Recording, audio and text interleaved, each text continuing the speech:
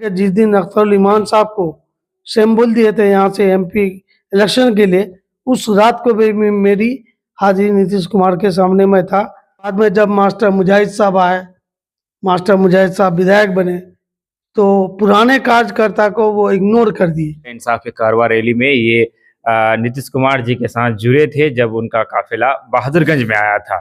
जो आदमी सकड़िए है, जिसके मुंह में बोली है, उसको साइड करके वैसे लोगों को संगठन में ला रहे हैं जिसका अपना कोई वजूद नहीं है। माननीय मुख्यमंत्री जी हमको व्यक्तिगत जानते हैं। वो कोई भी कार्यक्रम होता था तो मेरे पास पहले यहाँ इन्फॉर्मेशन होता था। मैं से जदयू का बागडोर में मास्टर मुजाहिद आलम सक्रिय हुए, तब से वो पुराने कार्यकर्ताओं को जो है उन्होंने नजरअंदाज किया और उनमें से एक जुनैद आलम भी है। आज भी सक्रिय हूँ। माननीय मुख्यमंत्री से आह्वान करना चाहता हूँ और उनको कहना चाहता हूँ कि हम जैसे कार्यकर्ता को उपेक्षा करने से पार्टी को नुकसान होगा। चाहे वो श्रवण कुमार हो, चाहे विजय चौधरी हो, चाहे विजेंद्र यादव हो, जिन्होंने नीतीश कुमार से डायरेक्ट जुड़ने का काम किया और जदयू को सींचने का काम किया, उन्होंने मास्टर मुजाहिद आलम ने नजरअंदाज किया। हालांकि सलाम आदाब, मैं रमीज रेजा, आप देख रहे हैं दी गगन टॉक।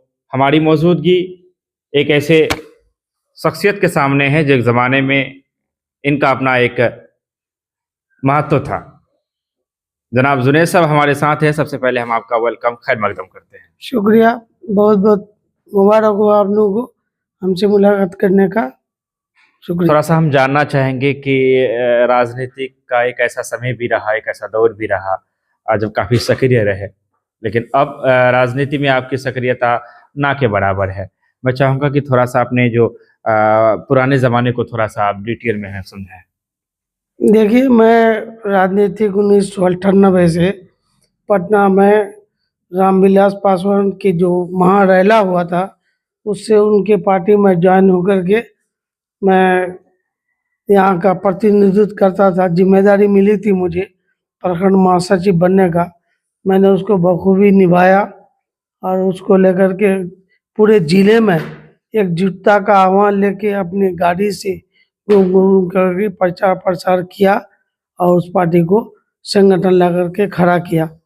बाद में फिर उससे हम निकल गए। ठीक है, जब नीतीश कुमार जी 2000 में अपनी न्याय यात्रा लेकर के इंसाफी कारवां रैली लेकर के यहाँ पर आए थे एलआरपी में, हमारी मुलाकात उनसे हुई।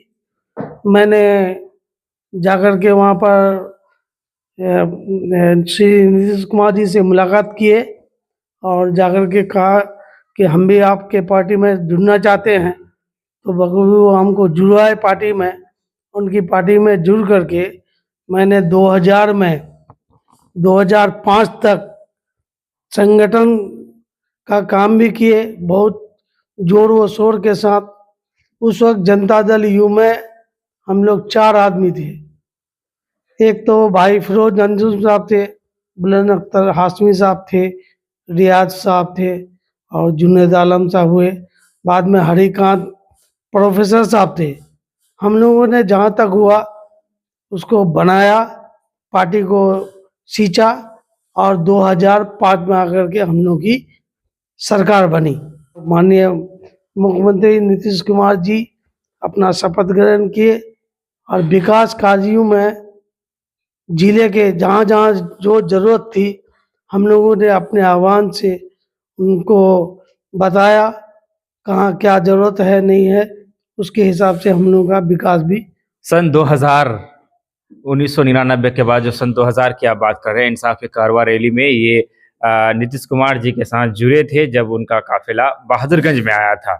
यानी आज से 24 साल पहले ये जनता दल यू से ये जुड़े थे और उस समय जनता दल यू का एक कद्दावर नेताओं में जो है जुनैद साहब की जो है गिनती होती थी। जो भी पुराने ज़माने के जो लोग होंगे इनसे वाकिफ़ है।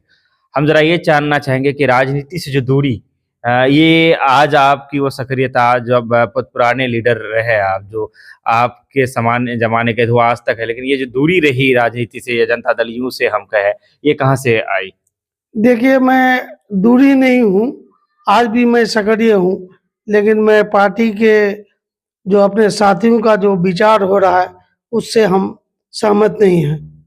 यहाँ संगठन को बनाने के लिए और बिगाड़ने के लिए जो आदमी सक्रिय है, जिसके मुंह में बोली है, उसको साइड करके वैसे लोगों को संगठन में ला रहे हैं जिसका अपना कोई वजूद नहीं है, जिसका अपना कुछ पकड़ नहीं है पब्लिक में।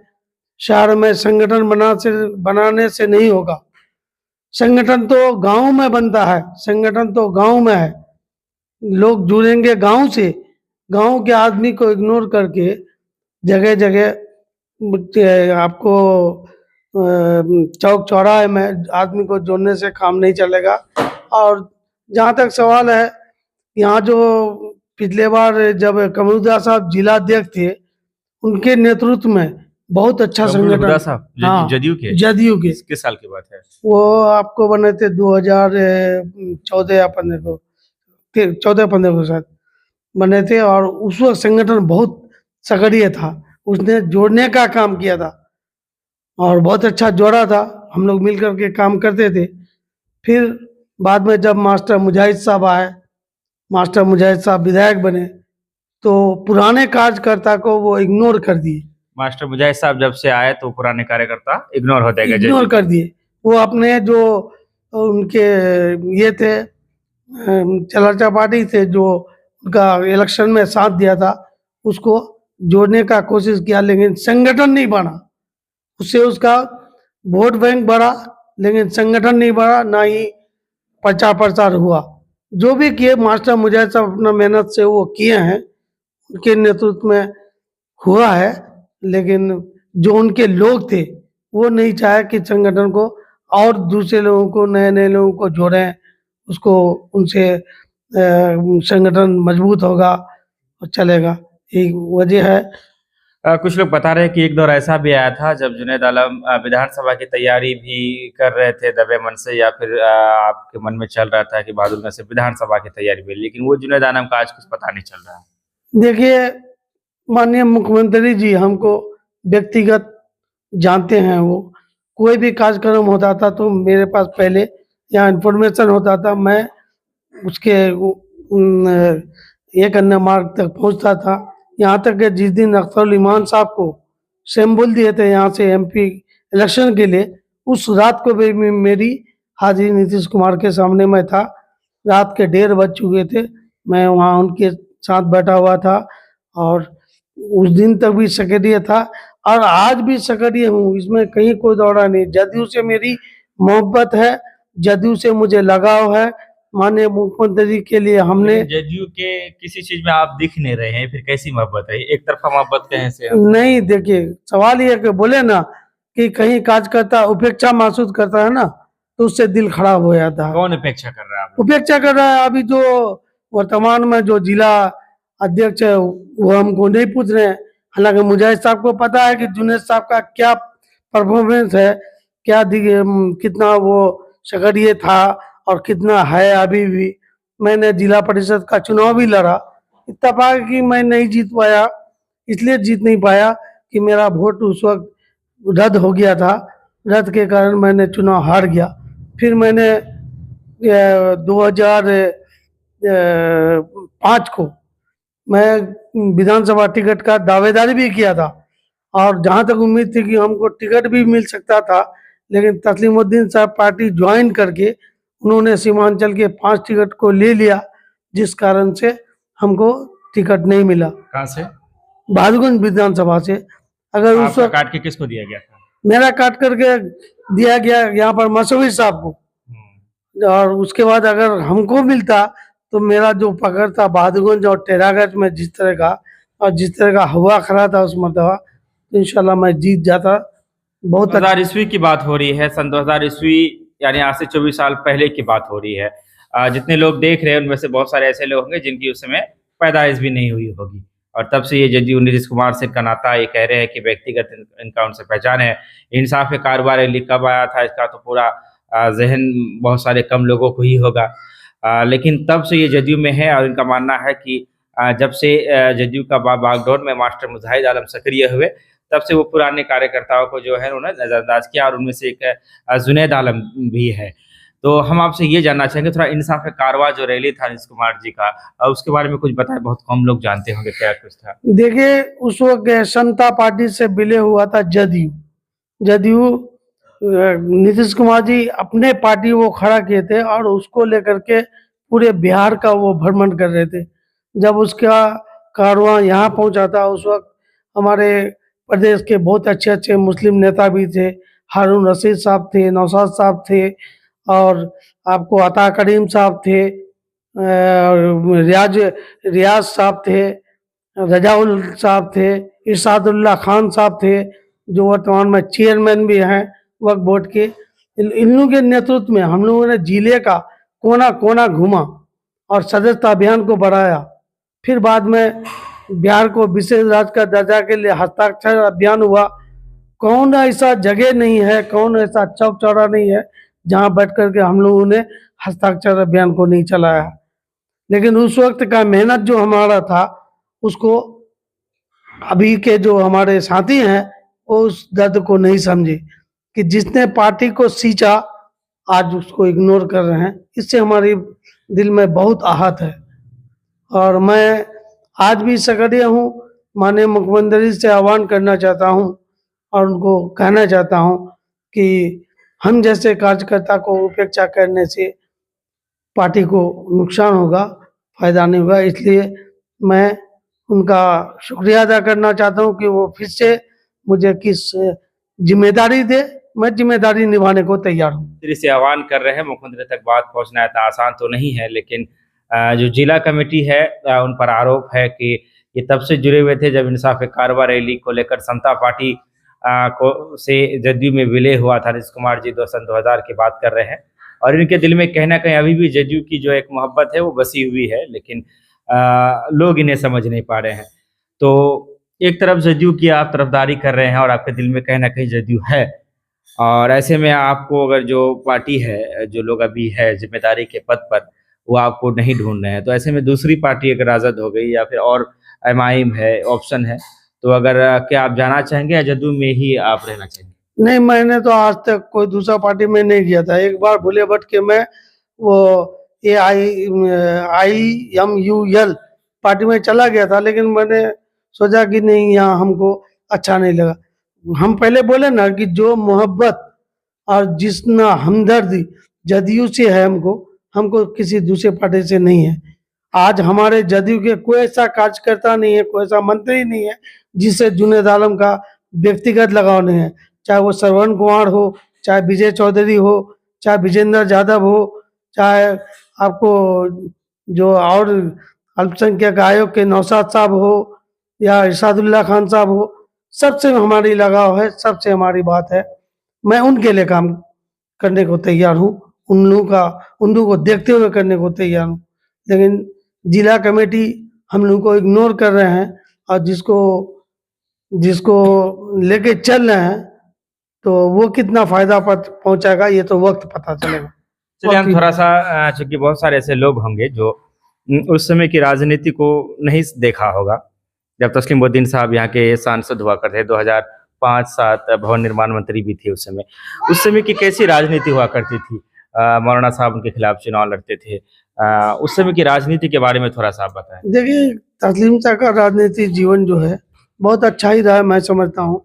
और आज जो भी लीडर बने हैं उनका बहुत बड़ा देन है, जो उनके वजह से आज विभिन्न पदों पर बैठे हुए हैं। MLA भी बने और कुछ भी बने, जो भी बने, ये तस्लीमुद्दीन का देन है। तस्लीमुद्दीन कार्यकर्ता को पहचानते थे, एक एक बच्चा को पहचानते थे। चाहे वो नाम नहीं अगर जानते थे तो ये बात जरूर बोलता था कि फला आदमी फला ऐसा है, ऐसा शकल सूरत का है, उस तरह का वो कार्यकर्ता को पहचानते थे। लेकिन आज के इसमें मैं समझता हूँ हमारे यहाँ बगल के जो विधायक हैं वो शायद जुनेद आलम को जानते हैं या नहीं जानते हैं, वो तो वो समझे। वो कहना चाहता हूँ कि देखिए भाई, जो पार्टी को सींचा है उसको इग्नोर ना करे। अगर हमारी भी जरूरत है तो मैं आज भी उनके साथ जाने को तैयार हूँ। हर जगह जहाँ जो जरूरत लगेगा संगठन को बनाने में मैं करने को तैयार। आप विदा लेना चाहेंगे आपसे? आपने अपना वक्त दिया, इसके लिए आपका बहुत बहुत शुक्रिया। और आप लोग आए उसके लिए भी बहुत बहुत धन्यवाद। हमारा जो दर्द था दिल में वो मैं आपके समक्ष रखा। और बाकी चलिए अस्सलाम। ये थे जुनैद आलम साहब जो कि बता रहे थे कि इंसाफ कारवा सन 2000 ईस्वी में समता पार्टी में से जब विलय हुआ था जदयू में, नीतीश कुमार जी इंसाफ कारवा लेकर 2000 में आए थे। बहादुरगंज की सरजमीन पर इन्होंने उनसे मुलाकात की और तब से ये जदयू में जुड़े और बीच में AUMI ऐसा करके कुछ पार्टी था जिसमें गए भी थे। हालांकि इनके दिल में आज भी जदयू जिंदा है और ये चाहते हैं कि जदयू के लिए काम करें, क्योंकि जदयू की विचारधारा इनको ठीक लगता है। लेकिन इस वीडियो के माध्यम से इन्होंने बड़ा आरोप लगाया है, खास करके जदयू के जिला कमेटी और डायरेक्टली तौर पर अगर हम बोलना चाहें कि जिला अध्यक्ष मास्टर मुजाहिद आलम पर बड़ा आरोप लगाया है कि उन्होंने पक्षपात किया और जदयू के जो पुराने लोग थे जिन्होंने नीतीश कुमार से डायरेक्ट जुड़ने का काम किया और जदयू को सींचने का काम किया, उन्होंने मास्टर मुजाहिद आलम ने नजरअंदाज किया। हालांकि इनके दिल में आज भी जदयू जिंदा है और जदयू के बहुत पुराने नेताओं में इनकी जो है शुमार होती है। ये नाम बता रहे थे, जिन बहुत सारे नामों को तो मैं भी नहीं जानता हूं, लेकिन ये बता रहे थे, आपने सुना वीडियो में आप पहले, कि उन लोगों से इनकी जो है व्यक्तिगत पहचान है। जब अख्तुल इमान को सिंबल दिया जा रहा था MP के लिए जदयू से, तब 1:30 बजे रात में ये नीतीश कुमार जी के साथ थे, जो कि आज बिहार के मुख्यमंत्री है। इस तरह से बहुत सारे ऐसे चेहरे हैं जिसे हमने भुला दिया है। एक ज़माने में राजनीति में उनकी एक अपनी छाप हुआ करती थी। कारण जो भी हुआ हो कि बहुत सारे लोग आर्थिक दृष्टिकोण की वजह से पिछड़े गए, कुछ लोग अपनी सेहत को लेकर पिछड़े गए, तो कुछ लोगों ने जो राजनीति का जो दौर बदला, जो तरीके बदले, जो सिद्धांत बदले, जो नियम बदले, उसमें वो अपने आप को ढाल नहीं पाए। उन्हीं में से एक जुनैद आलम साहब है। पुराने ज़माने के जो लोग हैं जो राजनीति में सक्रिय थे, वो लोग इस चीज़ को बखूबी जानते होंगे। चूँकि सन 2000, 1999, 98, 97, 2000, 2004, 5 की बात है, तो मैं समझता हूँ बहुत सारे ऐसे बच्चे लोग होंगे जो उस समय जिनकी पैदाइश भी नहीं हुई होगी। तो बहरहाल हम विदा लेना चाहेंगे इस वीडियो को लेकर। आपकी अपनी क्या राय है इसमें आप इज़हार ख्याल ज़रूर दें और वीडियो को ज़्यादा से ज़्यादा शेयर करें।